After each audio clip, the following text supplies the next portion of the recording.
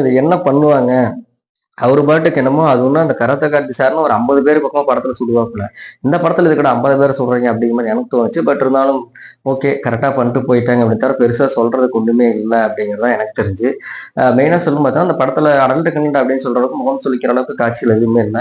ஓரளவுக்கு ஒர்த்தான படம் அப்படின்னு சொல்றத விட உட்காந்து 2 மணி நேரம் 10 நிமிஷம் பார்த்தேன் அப்படிங்கிறத விட, இவ்வளோ நேரம் உட்காந்து இந்த படத்த பார்க்க முடியல அப்படிங்கிறது உண்மதான். ஏன்னா விஜய் சேதுபதி சார் அந்த படத்துல ரோல் பண்ணியிருப்பாரு. அதுவுமே இந்த படத்துல அங்கங்க வரும். இன்னும் செகண்ட் பார்ட் வர்றப்போ ஃபர்ஸ்ட் பார்ட் கனெக்ட் கொடுக்கணும் அப்படிங்கிறதுக்காக அந்த படத்தோட காட்சிகள் சில காட்சிகள்லாம் வந்து இதுல நடக்கிற மாதிரி கூட காட்டியிருப்பாங்க. அதுவும் விஜய் சேதுபதியோட காதலி இறந்துருவாங்க.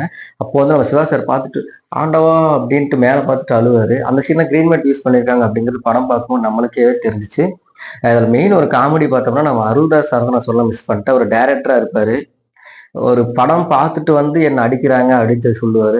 நீ படம் பண்ணியா? நீ டைரக்ட் பண்ணியா? அப்படின்னு சிவா சார்